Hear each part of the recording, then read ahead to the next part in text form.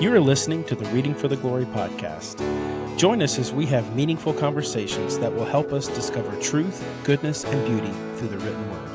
For more information and additional resources, please visit readingfortheglory.com. This episode is brought to you by Beeson Divinity School. Beeson is an evangelical seminary at Samford University in Birmingham, Alabama, that offers a robust Master Divinity program, forming students in person in a community-oriented model of theological education. Thanks to a generous gift, Beeson is able to offer full tuition scholarships for students beginning their studies in 2026, making this flagship degree now more affordable than ever. These scholarships cover the cost of tuition and fees for 3 years, which is about the average time it takes to finish the MDiv. These scholarships won't last long, so for more information and to apply, please visit beesondivinity.com or click the link in today's show notes.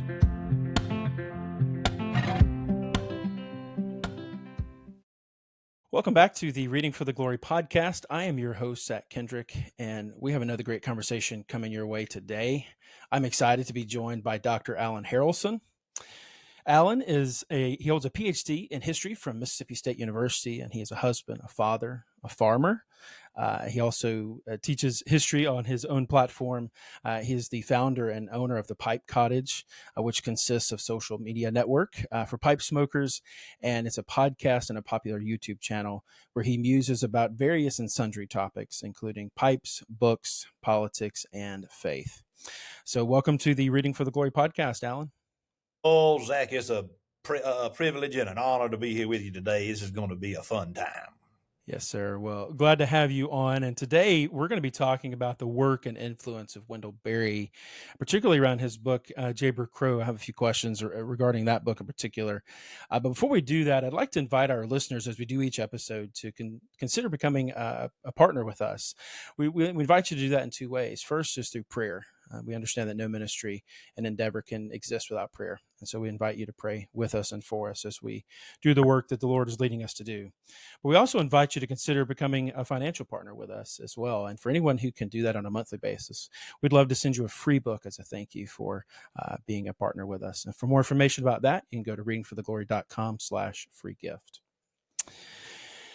So, Alan, the topic that we have at hand is Wendell Berry, and it's my understanding that you use Wendell Berry in your writing of your PhD. Is that correct? Well, I referred to him on occasion. There's no specific chapter dedicated to Wendell Berry, but you cannot write about agrarianism in the 20th century without encountering the work of Wendell Berry. My dissertation was more in tune with the fugitive agrarians, a little bit earlier than Wendell Berry, and actually people who would have been a great influence on him. So yes, I've been reading Wendell Berry for 15 or 20 years now. Yeah. Well, I would note he is, as of this recording, he is still alive. He's in his early 90s, and he lives in rural Kentucky where he still farms and writes and that sort of thing. But for listeners who may not be aware of his work, can you tell us who Wendell Berry is and why is his work important for American history and the study of literature? Well, Wendell Berry, he was born and raised in the northern part of Kentucky. He's lived there most of his life. He originally went to college and grad school and was going to be a teacher. But he quickly learned, much as Russell Kirk did, that we have a very difficult education system in this country beginning with the 1960s. And that's the decade that Wendell Berry and his wife relocated. They went back home to northern Kentucky to start farming. And he was about 30 years old at the time, and that's where he's been ever since. Back in the day, he probably produced the vast majority, if not all, of the produce from his farm. I don't think he does as much of that anymore, obviously, because he's fairly up in age. But he's still writing. He is the preeminent voice of rural America in the second half of the 20th century. And he's still the preeminent voice for rural America. There are other people coming along, but his influence is far-reaching. Perhaps the most important work that is not a novel that he wrote was The Unsettling of America, which came out in the 1970s. So he is in favor of local community. local food supply, a sense of community, a sense of place. And one of the main messages of his work is that people simply need to stay put. You need to become a part of a particular place and learn the people over time and learn how to deal with their eccentricities and their various characteristics. Because and he's not a very strong, he's never been a very, very strong or publicly Christian man. I would be hard pressed to figure out what kind of Christian tradition he would consider himself to be in. But his Sabbath poems are certainly saturated with Christian theology. So he's not anti-Christian by any means, but he's not a theologian, he's not a pastor, but the themes of the Christian worldview are certainly present in his novels in particular. So that's a small introduction to Wendell Berry. Yes. I think he's very prolific in his writing. He doesn't just write, as you mentioned, in one genre. He writes novels, he writes short stories, he writes poetry, he writes nonfiction. So of the writings of Wendell Berry in of those various genres, do you have a particular favorite work or a few works that you go back to over and over again as you read Wendell Berry? Yes, as part of his Port William series, The Memory of Old Jack is by far my favorite within the series. And there's a very good reason for that. The Memory of Old Jack is a novel from the perspective of an old farmer who has watched his local society transform from a primarily agricultural community to one where the younger generation decided to move off to other places because they didn't want to farm anymore. And the book is filled with scenes and stories of people who are not in tune with the natural world. And old Jack is mocking this. And he's constantly asking questions. How do we reach a point in this country where we are so far removed from nature? And so that would be my favorite of his novels. And The Unsettling of America is probably the most instructive politically and culturally among the works that Berry produced. He's a great poet. He's a great short story writer. But I think the overall message of Berry is that modern man is far too removed from creation with a capital C. Very well said. And I think that's why I'm attracted to Wendell Berry, and a lot of people are attracted to Wendell Berry, particularly living in the 21st century. I know most of his writings was in the 20th century, late 20th century, but he still has writings here in the 21st. That we are so disconnected from the natural world. And you talk about that book, The Memory of Old Jack. That's one I'm actually in the middle of. I haven't finished it yet. It's a very good book, as you point out. And he asked that question, how have we become so far removed from the natural world? So I'd pose that question to you.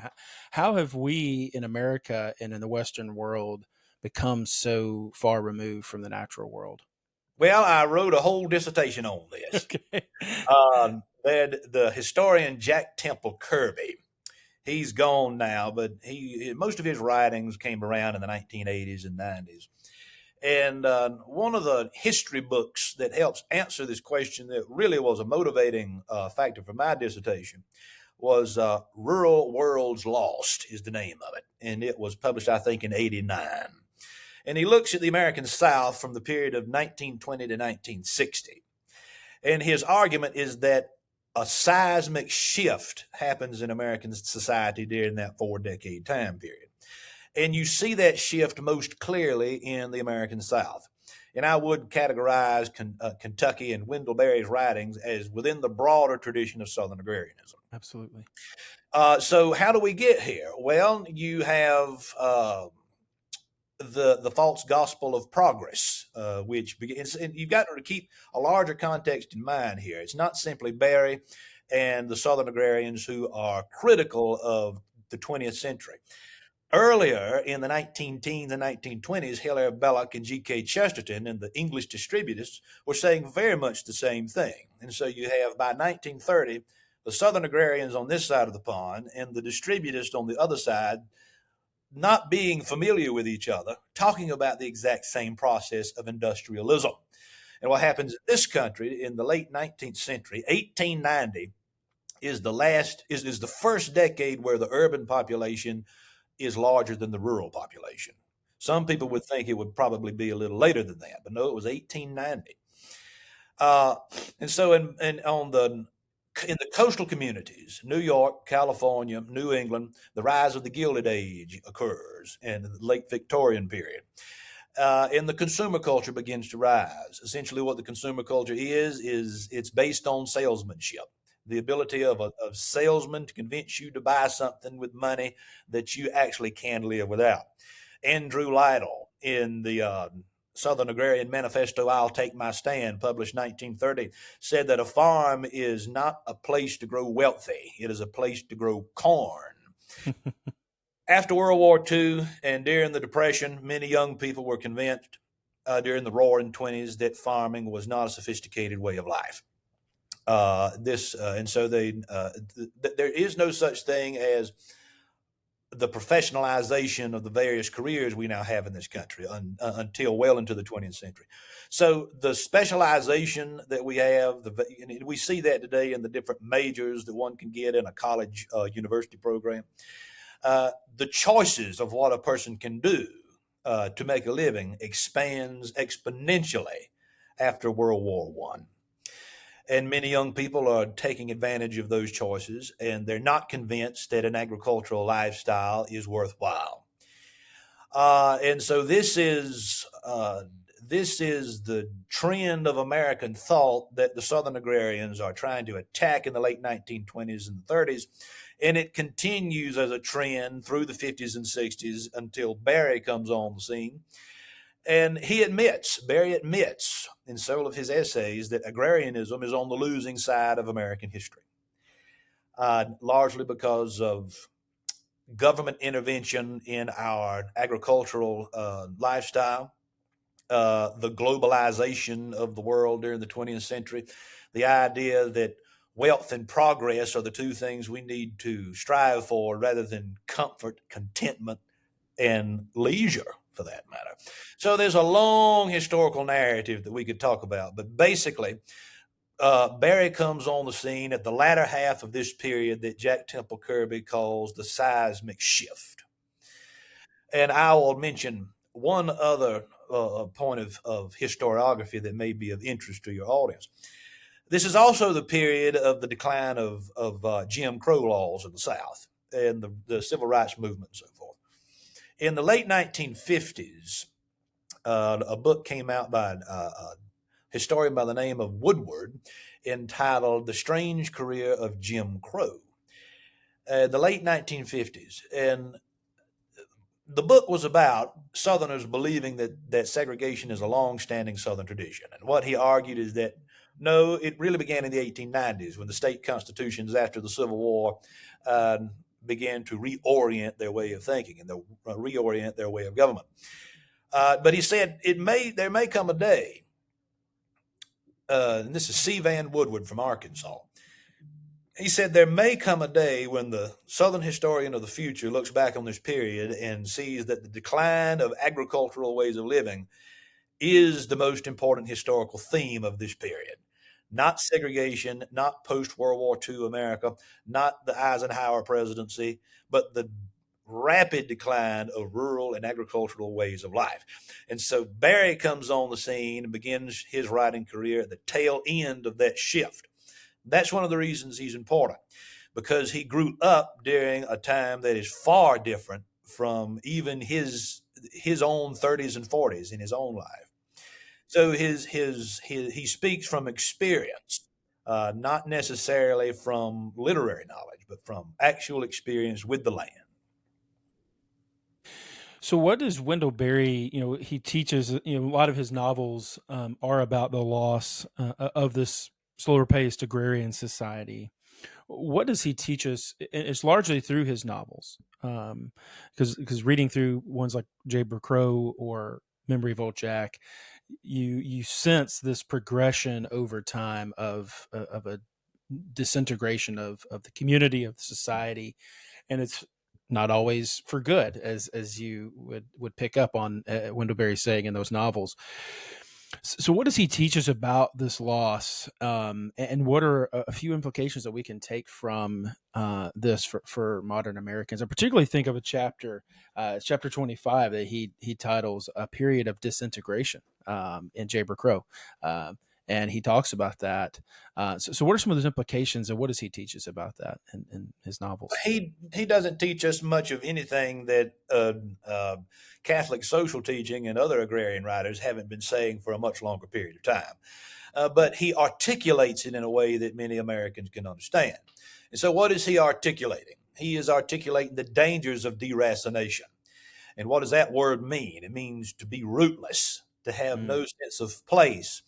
And that really doesn't matter to many modern Americans because we live in a society where we move from one place to the next to follow a career, to follow a job, to follow more money, more prestige. And Barry says, no, this is not how you are to live the good life. Stay put, develop roots, set roots down, because a sense of real community. I received chastisement from the online world probably 6 or 7 months ago. I was making an argument that community does not exist online. It doesn't exist. And many people took great offense at that. And they largely take offense because that's the only community they have. They don't have a sense of community in the actual neighborhoods. They don't know who lives next to them because they've not made an investment. They've not made a contribution to the immediate local world around them. And Barry sees this as barbaric. This is uncivilized. We can't all live in our own little bubble and expect that we can live a full life like that. We are sociable creatures. We're supposed to be in communion, ultimately with the church, ultimately with the body of Christ. But we also reflect that communion in the way we treat other human beings in our immediate environment. And so this danger of deracination is, in my mind, at the top of the major themes of Barry's work. And so, what does he offer? What can any agrarian or rural writer offer as a solution? Well, that's not as easy to explain. But I think the best way to do that is to look at models of how it is being done. Now, of course, when you're looking at Barry's community, it's a fictional community. And I've heard some people actually relate it to Middle Earth and Tolkien's fictional community in some ways, except Barry doesn't create his own language. So you have an example through literature of what can be done, of what can be lost if we don't bring more people back to the land. And I don't know that Barry or anyone now would argue for simply a back to the land movement because there've been several back to the land movements over the past 120 years in American history. It goes in cycles, and they usually don't last for very long. Why? Because people are not good farmers. They're not willing to put the work in. They don't realize that it's an art. It takes talent and many, many years of experience to learn how to farm correctly. This is one of the main things that Barry and others have seen as a great loss, that experience of how to live on the land. It's being lost because there's a break in the tradition. There's a generational gap. But we were recently in Floyd, Virginia, a few days ago, and Floyd is not known as being a stronghold of Christianity. Although there is a Christian element there, it's very diverse in its population. There are people from New England. There are people from the mountains. You got your hillbillies. You got your everybody. Just an eclectic mix of people. So the majority of people who now live in Floyd, Virginia, are not from Floyd, Virginia. But that has to be the answer if we're going to return to some type of agrarian sensibility in this country. What they do have is a common willingness to work together with each other and to produce as much of their own local food as they can through their local farm networks. And so you can go to the farmers market in Floyd, Virginia, and find beautiful vegetables and crops grown within the county. You can eat at the local restaurants that are supplied almost entirely by food from the county. So there are ways to do it. The problem is, and here's where Barry is so important. The problem is you've got to get people to realize that there is a problem in the first place. And many Americans realize that there is a rural urban divide. Even many people who live in rural America don't know what it means to defend rural America. There's not a strong educational background because you don't go to college and and be taught that you should go back to the land. That's not what we're taught with the American education system. We're taught to strive for the highest amount of money that you can earn over the course of a lifetime. This is a major, major flaw in the American education system, in the American mind, and Barry points this out repeatedly in all forms of his literature. That is very, very well put. And, I think it brings up a question that I think about when I read Wendell Berry is because a lot of times when I read him, I almost have this, when I finish the book, I'm almost in this state of melancholy for a little while because I do feel viscerally the sense of loss of the community, even though it's a fictitious community. But one thing I love about particularly the Port William series, is the array of characters that come and go throughout all the novels, and they appear, even if they're not the central character, they appear and then they go out, and then and just over time you get to know all these people as though they're real people. Um, and this type of community, as you're talking about, because of people moving out of communities, even if it's more urban communities, but moving out of those communities to chase the dollar, to get more money, to find the American dream, right? Um, this is I think, from in my mind, one of the reasons why we see this loss in the disintegration of American society. How can we recover this sense of community, and how do you think that could help heal some of our nation's divides? I mean, we would both agree, especially in recent weeks, this has become to the fore with the assassination of Charlie Kirk. Healing those divides among Americans through the sense of community. Well, I've written about this on the Pipe Cottage Journal, which is a Substack page, and I have some strong opinions about that. I don't believe that there is a single American people in the aggregate. I don't believe that there is a single unified American nation. Now, I'm coming to that from the perspective of Southern conservatism, which means that I'm a strong states' rights man. I believe in local government and keeping as much government power at the local level as we possibly can. Uh, and this has always been the way in America. This has always been the issue. The Constitutional Convention, we just finished, as of this recording, a celebration of the end of the Philadelphia Convention in September of 1787. That Constitution nearly did not happen because there were so many differences between primarily the northern states and the middle Atlantic states and the deep South states. But it did happen. It only happened because of federalism. And I don't want to get into a long conversation about the history of the Constitution, but this helps to answer your question. It's good to have different interests and different goals from one community to another. It doesn't all have to look the same. And I'm of the opinion that if you live in a place, you do not have a sense of community because you don't have anything in common with the people around you, it may be time to find people who you have something in common with and relocate. And that goes directly against what Barry has been saying for much of his career. Staying put is not always the answer. And so I would push back on Barry a little bit on that, particularly in the 21st century. In the 70s and 80s, there was still a diaspora, a remnant, if you will, of what we might call the old agricultural order. Still a remnant of people who lived in small rural towns who knew about the way things used to be and the way Barry describes them in his work. Now, most of those people are gone. And we have a much larger generational gap between pre-World War II America and what we have now. And so we have to be more drastic in finding that sense of community. I'll just share a little bit of our own story. I'm a native South Carolinian, lived in South Carolina all my life. Well, not all of it yet because I'm still here. But I was born and raised in South Carolina. My people have been there since the 1720s. I have a great, great appreciation for the history and the heritage of the state. But over the course of my lifetime, I have noticed the state transition into an increasingly urban worldview.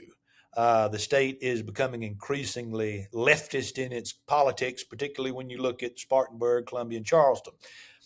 And so I had a long conversation with my wife. We had a beautiful 1905 farmhouse in South Carolina. And it would look like something you would find in a Wendell Berry novel.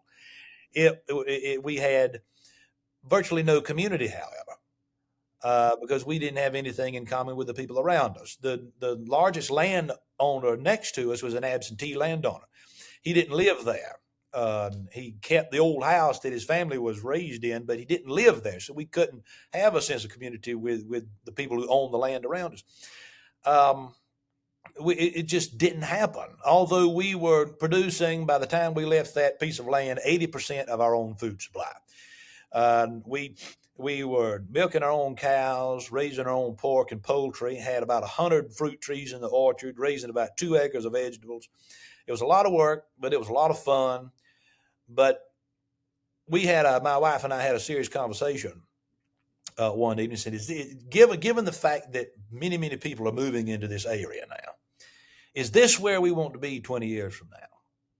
And so we concluded that no, that there's no sense of community anyway. And the only thing we have is our house and our land. That's not enough. To have a parcel of land is not enough. You've got to have other people living around you that have similar interests and similar goals. So we started looking for a different property, and we ended up in southeast Kentucky, which is absolutely beautiful. We bought over 200 acres here, and we have built a better community here in 3 years than we ever did in South Carolina, because we didn't come here seeking to change the culture, but rather to contribute to it, you see. Mm-hmm. And this is a major problem when people are deciding to move from urban areas into rural areas. Don't go with the intention of changing everything that you find. You have to learn to be a contributing factor. And that takes time. That takes time to be accepted by the local folks into the community where you're moving to. And if you do what Berry says do and simply stay put, well, you may not have that to worry about. But not everybody has the option to live in a place where you're comfortable. The country is so immensely divided right now. There's no way I would now want to live anywhere around a city, even if it is in the American South. I do not want to live in a place where Christianity is not the primary worldview. I don't want to have to defend what I believe every single day of the week. I want to be able to live with what I believe in peace and harmony with my property, with my family, and with the people around me. And so that harmony, it's been lost on a national level. There is no harmony on the national level. What you've got to do is find those small places where you can live peacefully and comfortably and contribute to the culture that's already there. And so that's a long answer to your question. No, that's fine. And it sounds a lot like what Rod Dreher talks about in his book, The Benedict Option. Yes, it does. Similar. Yeah. It does. I didn't read that book until probably 6 or 7 months ago. A friend of mine from Birmingham, actually, a Catholic friend of mine, he recommended that I read it. And it's a lovely book, but I quite frankly don't remember his primary thesis. But I do remember it being written quite well. There's another man that I think we need to mention as we're talking about Berry, and that's Paul Kingsnorth. Paul Kingsnorth has about 75,000 people on his Substack page, and he's a successful writer in and of himself.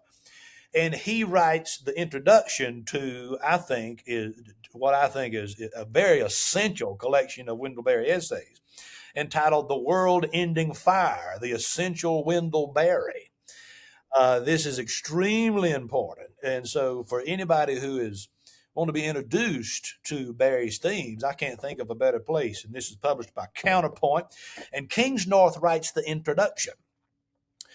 And Kingsnorth, for years, he's from England. He was an atheist, if I'm not mistaken. He didn't come to Christianity until maybe 4 or 5 years ago. Correct. And he went into orthodoxy. And so he is writing about the dangers of the machine age, which is exactly what Berry tells us. If I could, I want to quote from a Berry essay, which is included in this collection. It's entitled "The Agrarian Standard." And I'm going to just mention one paragraph, which is in this essay. Listen, this is Berry. "The way of industrialism is the way of the machine to the industrial mind." And I love how Berry talks about an industrialism, an industrial mind. It's not simply the work of industry itself. It's the way we think about work that's problematic. "A machine is not merely an instrument for doing work or amusing ourselves or making war. It is an explanation of the world and of life." That's why it's so dangerous, you see. "The machine's entirely comprehensible articulation of parts defines the acceptable meanings of our experience, and it prescribes the kinds of meanings the industrial scientists and scholars expect to discover." So we're not simply dealing with work. We're allowing work to dictate to us the paradigm of living, what it means to be a human being. These meanings have to do with nomenclature, classification, and rather short lineages of causation. Because industrialism cannot understand living things except as machines and can grant them no value that is not utilitarian, it conceives of farming and forestry as forms of mining. It cannot use the land without abusing it. Mm. And so this is a theme, this theme of not wanting to relegate human beings to simply a workforce, you see. This theme is carried on by Paul Kingsnorth. So I cannot recommend his work enough. He is an up and coming follower of Wendell Berry. He's I don't know how old he is maybe 40s, 50s, but he's been writing a long time. And so he's not the only one. I have never met Berry personally, but I do know people who have corresponded with him for years and who do know him personally. And without fail, his character never comes into question. He is always characterized as a very kind and amiable man, quite friendly, but protective enough of his privacy. And that's the way it should be. I think that more people need to be articulating the limitations of humankind. And Berry does that very well. Many people believe these things, but they're not articulating them. Sometimes for fear of being ostracized, sometimes for fear of making their opinions known. But this is the importance of good books and good literature. If Christianity, if conservatism, or whatever ism you want to talk about is going to gain any foothold in this country, we have to get people reading again. Amen. There needs to be a massive amount of education that is true education, teaching people about the role of God in humankind and the limitations of humanity. Because what I'm seeing now is we have many talking heads who want to talk about Christianity and conservatism in an online platform, but there's not enough education or learning behind it to support the points being argued. And that takes time. I was talking to a literary friend of mine recently, and he said this could take up to 40 years. It could take up to 40 years, and even though I admire what Kirk did, Charlie Kirk did with his grassroots organization, that is good for immediate political effect. But for long-term cultural change, we need to get people reading again, and not reading just simply anything, but reading quality material. And so I'm thankful for your podcast and other people like you who are trying to promote that very thing. Yeah, that's one of our goals here is to push people towards truth, goodness, and beauty, particularly through the written word, through good books and literature, mostly around the understanding of God and who He is. But in recent years, we've been pushing people and even myself more towards good literature and having discussions about those as well. So, yeah.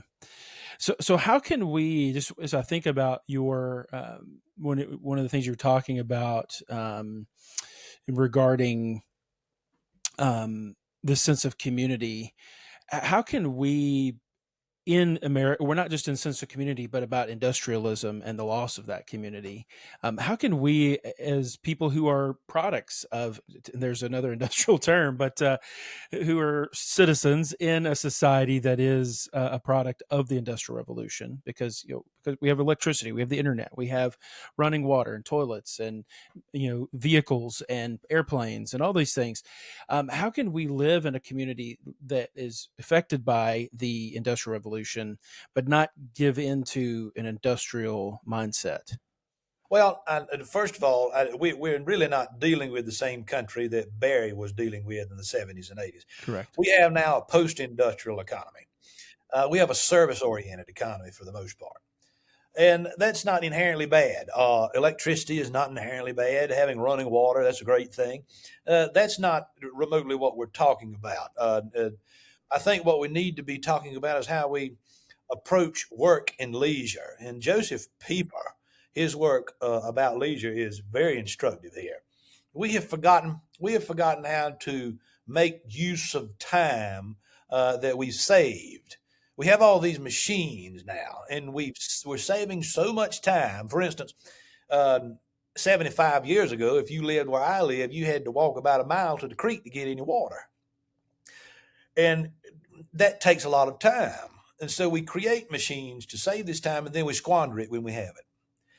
And so I think one of the best ways that we can better our life, whether it's in an urban or a rural environment, is to spend more time in books, spend more time in conversation, go to the front porch again. Don't stay in an air conditioned house all day long. C.S. Lewis was very famous for taking daily walks because he was so profoundly influenced by the beauty of nature.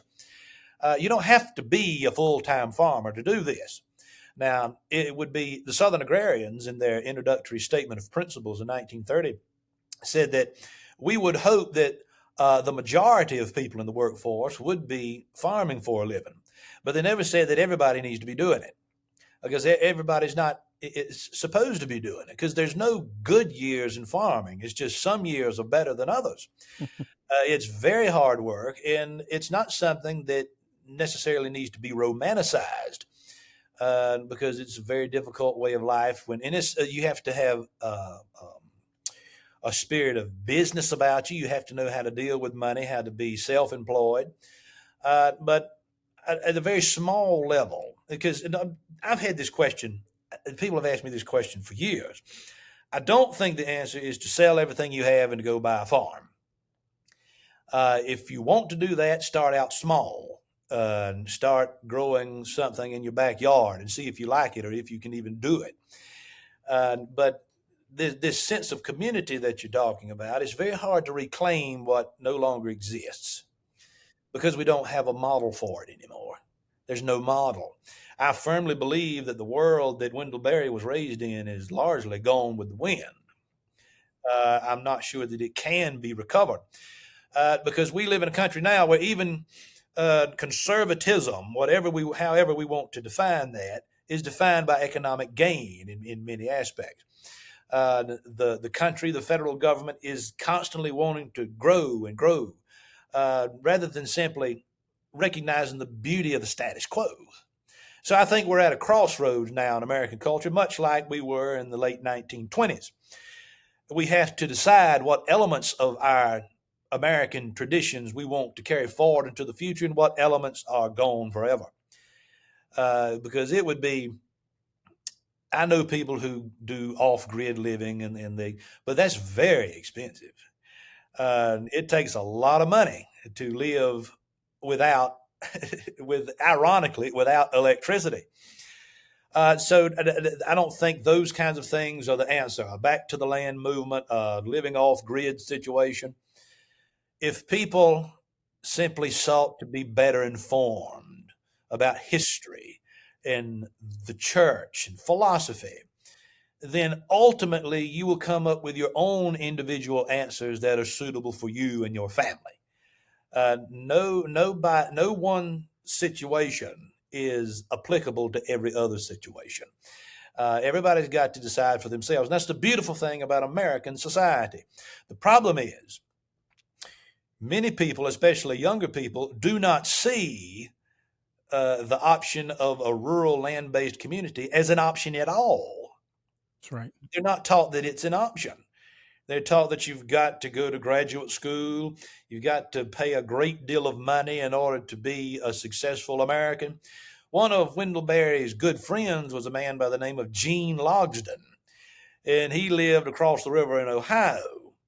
Gene Logsdon lived on about 32 acres of land, and he did receive a college and graduate school education. But he spent his entire writing career arguing against college and graduate education if farming and a rural life is what you really, really wanted. And so Logsdon wrote a book in the 90s that I read when I was probably 16 years old entitled The Contrary Farmer. And if memory serves, Berry writes the introduction to it. And he says, if you want to be content on a piece of land, if you want to produce the majority of your own food and basically live a real practical agrarian lifestyle, one of the worst things you can do is pay for a college education. You need, and I'm also reminded again of Charlie Kirk. I mean, he didn't go to college. Shelby Foote, my favorite Southern historian of all time, he dropped out of college at UNC after 2 years because he found it to be too conformist. And so it's not guaranteed that you need to spend so much money on things that American society tells us are necessary to pursue the 21st century version of the American dream. The old version still works fine. And G.K. Chesterton said that there's nothing more extraordinary than an ordinary man and an ordinary woman raising a family in an ordinary home. Mm, Everybody doesn't have to be on television seeking popularity and fame. Actually, the only people who deserve those things are those who don't seek them at all. So that would be my long answer, is that you've got to shift the paradigm of what we think is an acceptable way of defining the good life. I mean, the scriptures themselves should be the first basis of how we define that. To fear God and to keep his commandments, to mind your own business. You know, if people would simply mind their own business, we'd get along a whole lot better. There are certain things that other people don't need to be bothering you about in the privacy of your home. And so, interestingly, you mentioned Jayber Crow. His character is so interesting because he doesn't try to push himself on other people. He lives a quiet life. He's the barber. He's a grave digger. He's a church janitor. But he knows what's going on in other people's lives. And there's an excellent part of that novel where he's in the cemetery and he's thinking about eternal things. He's thinking about the people who are dead beneath him, but he concludes that they're not really dead at all. There's something bigger than this. The grave is not the end. Right. And of course, the novel concludes that he's the ultimate Protestant by the time we get to the end of the novel.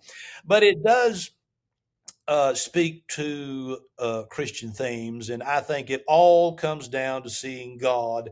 Basically, is seeing life in these simple terms. God's God, and we're not. We're not. We're not supposed to have everything figured out. And when we try to wait for the perfect moment to make a decision or to uh, take advantage of an opportunity that's before us, it's never going to happen. the opportunity of a lifetime is in the lifetime of the opportunity, as a pastor told me years ago. That's good. So Barry speaks to a wide variety of themes. And so this is just touching the tip of the iceberg. That's right. One of those themes that I'd like to tease out with you a little bit, as you mention it, regarding basically the theme of vocation. That comes up over and over again in Jayber Crow in particular. I love at the beginning of the book, he starts off with telling the story of his becoming an orphan. His parents died when he's young, and then the aunt and uncle that are caring for him die when he's young, and he ends up going to an orphanage. And in that orphanage, he kind of senses this call to ministry, if you will, in the old rural sense, the old Baptist sense, I guess, a call to ministry. And so he goes off to the seminary, a local Bible college in Kentucky. And he, as he's there, he realizes maybe I'm not quite so cut out for this. And, I love this exchange he has with one of his professors towards the end of chapter 6.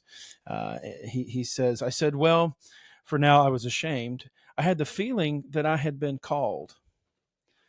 And you may have been right, says the professor, but not to what you thought, not to what you think.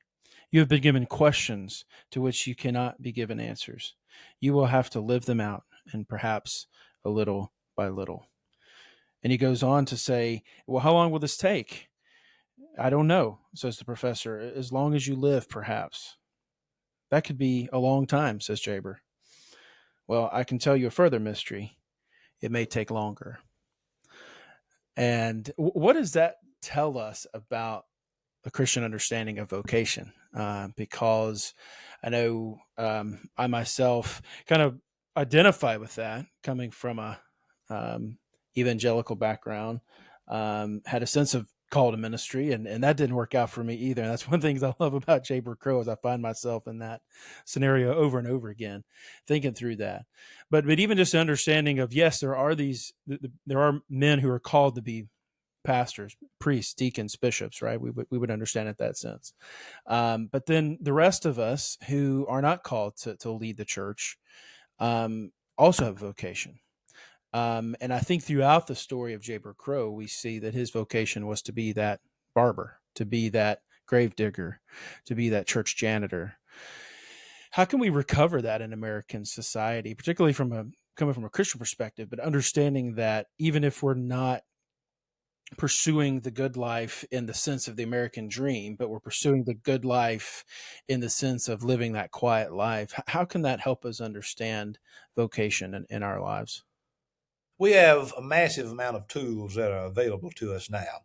And I am of the opinion that a genius learns how to create his own vocation.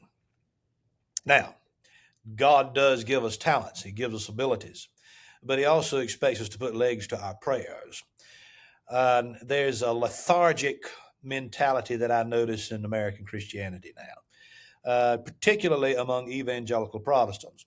That if God wants it to happen, it'll just happen. There's nothing I can do about it. There's nothing that I need to do about it. Well, I don't know that. Why would God give you an opportunity to do something great when you do not have the ability or the humility to simply ask your neighbor how they're doing? To simply ask somebody who's a waitress at a restaurant who's obviously dealing with a serious problem if everything's okay. It's the small little everyday things that we need to be better at. But as far as vocation, the professionalization and the specialization that I spoke about that began during the turn of the 20th century, all that's breaking down now. It's all breaking down largely because of the internet. The internet has opened many doors of opportunities for people to express their views and to be an influence in a good way. Unfortunately, at the other side of the coin, it allows for people of rather difficult in worldviews to have influence as well. And so now within the sphere of the online world, there's real spiritual warfare. And we have to be very gentle and very serious when we speak about things online, because there's your in the culture we live in now, your entire career and vocation can be destroyed by what you say publicly. Um, you don't have to go back to the land. You don't have to own land. You have to figure out what are those things that you're good at and refine those things and find a way to monetize them. And that doesn't mean that you need to make $2 million every year. It means that you ask God to be a good steward, that you would be a good steward of those things that you have been gifted with. Our land here, I love having it, but when I'm dead and gone, it's still going to be here, but it's not going to be mine anymore. Any talents or abilities that I have, they don't belong to me, they belong to Christ. We are dead to ourselves, but we live through Christ. And this is the mentality that we need to recover. Even what we think our vocation is, we need to give that to God. Because I can't do anything in and of my own self. When I started the Pipe Cottage brand, I was coming out of a time in my life where I was in ministry. I was an ordained minister, and I was paid staff, and I was coming out of that because I could feel a shift that this is not working. And so I started the brand because I thought, hey, I can start a pipe and tobacco business and start online, and then eventually I can build my own brick and mortar store. Well, we moved to Kentucky, and the Kentucky laws were so stringent that I just gave that up entirely. And so I thought, well, what's this brand for anymore? What's it for? Why do I continue making content? And then I started to talk about things that did not involve pipes and tobacco, such as agrarianism, such as Southern history, and a wide range of topics that I had been reading about and had studied both on my own and in my coursework in colleges. And I started to receive emails and messages and phone calls from people who were giving me words of encouragement and telling me how something I said had made them think about an aspect of their life that they had never considered before. And so, since I converted to Catholicism 2 years ago, the brand has blossomed into something that I did not foresee when I started it. Just 3 days ago, I received a message from a young man in Georgia who told me that he was once adamantly opposed to anything I was talking about on my channel. He hates Catholicism. He admitted that. And then he admitted that he was in a car wreck not long after he told other people how much he hated me. He said that was a wake-up call. And long story short, this young man is coming into the Catholic Church on December 8th this year. And Wow. so that stories like that are happening all the time. And it's not just me. God is creating this sense of purpose and passion for that purpose. And that's where vocation comes from. If you don't have those two things, then you're wasting your time. You're simply working for a dollar. You're not working for a purpose. And so if we can recover some of that in American society, especially among young Christians, then we do have a chance to recover at least some of those things that the founders envisioned for the nation, and some of those things that Berry envisioned for the future of rural America in his own writings. Hmm. Yeah, that's a very good point. And I think there's hope there because you're talking about young people and recovering that among young people. I know that there's trends that show many young people, particularly in Western society, are moving towards more ancient faith practices, more ancient faith traditions, such as the Catholic Church or the various Orthodox traditions. And I would include Anglicanism in that as well. But speaking of faith, that's one of the other losses that we've had in society. And that's another theme in Jayber Crow and the writings of Wendell Berry. A few, as of this recording, a few weeks ago, you mentioned in one of your own videos the idea, the agrarian idea of the garden and the basilica, and how Wendell Berry is good at writing about the garden and the loss felt in the garden, but not so much writing about the basilica. Can we go into that a little bit? I'm interested to get more of your thoughts on that and what you mean by the garden and the basilica, and how Wendell Berry doesn't necessarily point us to both, but primarily just to one. Yeah. Well, as I said, I don't think Berry is, well, I know based upon his own writings that he's not in favor of organized religion. He is in favor of seeing God. It's not pantheism. It's not transcendentalism. It's not Ralph Waldo Emerson and Thoreau by any means. But he does want his readers to understand that that creation comes from something. It comes from a higher being. But he doesn't outright say in any particular form that that any type of organized religion is a good thing. So we have the beauty of the natural world. We have that in Berry. What we do not have is the beauty of the church and the traditions of the church, because these types of issues that Berry's talking about are nothing new. They're nothing new. Humanity has not changed since the dawn of creation. And how we respond to situations and how we articulate our opinions about it and share those opinions, that has changed. And I will tell you that one of the reasons I think Berry is so informative when it comes to talking about the agrarian industrial divide, when speaking about cultural division, is because he lived during a time, a century that witnessed more change than perhaps anything since the Renaissance. What's immediately in front of him are questions about the loss of the farm, the loss of the family farm. He is not very much interested in in explaining to people the importance of church tradition. But I think we need both. We need the understanding of the garden, but with the understanding that this is a journey, this is a pilgrimage.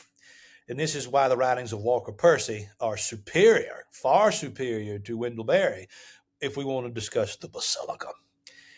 Because you see, it's in the Basilica, it's in the church where we encounter the Eucharist, where we encounter heaven come to earth, where we see the summit of all things in the Catholic world, at least. It's the summit of our faith. It's the church militant. And so we need both. We need balance. We need to recognize that stewardship of the earth is extremely important. As Christians, we're not. Pope Leo XIII said this beautifully in Rerum Novarum in the 1890s, that we have a responsibility to take care of the land and the resources that God has given us. We have another responsibility to personal holiness, seeking personal holiness, preparing for what comes next, because this is not the ultimate final home. And I would encourage people, if you want to really get a feel of how these two things work together, read Berry alongside Walker Percy. Read both of them, and you because Percy, he is coming out of a Southern agrarian tradition himself. His family was large landowners in the Mississippi Delta. He was heavily influenced by people like Flannery O'Connor. And he had this understanding of the South's agrarian tradition. He knew it, he understood it. But he never sought to be a farmer. He lived in Covington, Louisiana. He had a modest home on a modest acreage. But he also had a very real sense of community. And his writings, after he converts to the Catholic Church, are entirely about not necessarily man being rootless in the sense of not having a particular piece of land to call home, but being rootless in this life as human pilgrims on a larger journey to heaven. We're not supposed to set down permanent roots. So that's the difference between looking at the Basilica and the garden. It's not permanent. The permanency is our citizenship is in heaven, and as the New Testament tells us. And so that's why I say we have a difference between the garden and the Basilica. We need to have both. Hmm.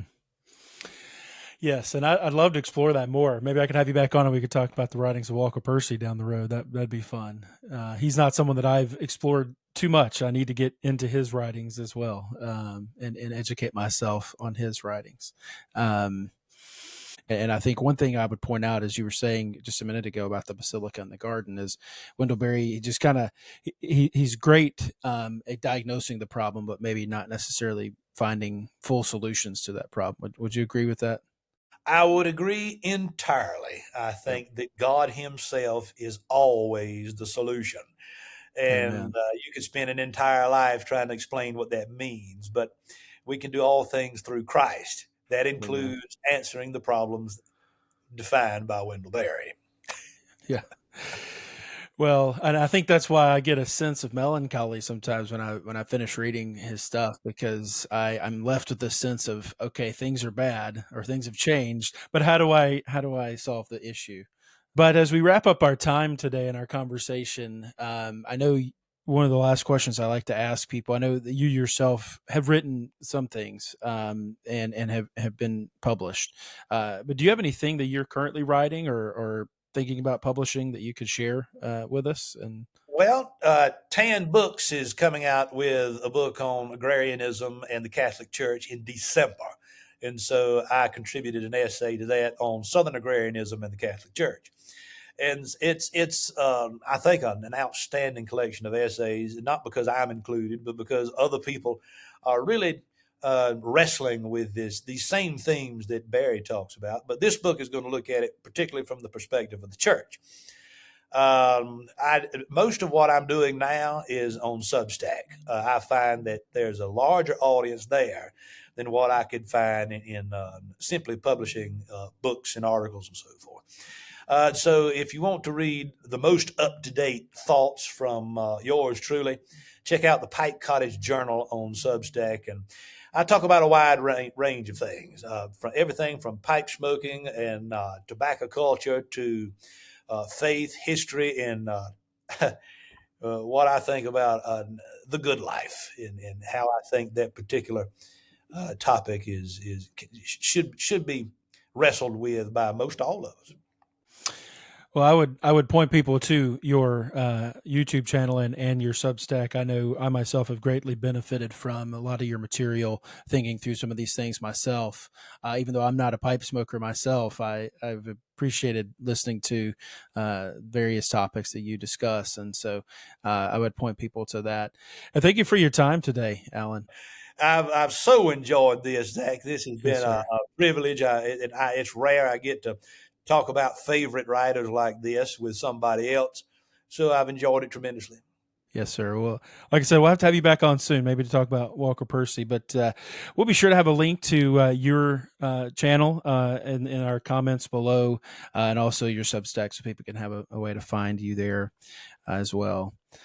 Well, for our listeners, if you have a question or comment, or would simply like to drop us a note, you can do that in the comment section below. You can also check us out on social media. We're on Facebook, X, Instagram, and Threads. You can also check us out on YouTube. Be sure to check us out on our website at readingfortheglory.com to stay up to date on our latest articles, book reviews, and podcast episodes. And if you'd like to contact us, you can do that at readingfortheglory.com/contact. Well, we thank you again for listening and joining us today, and we look forward to having you join us again next time on the Reading for the Glory podcast as we discover truth, goodness, and beauty through the written word.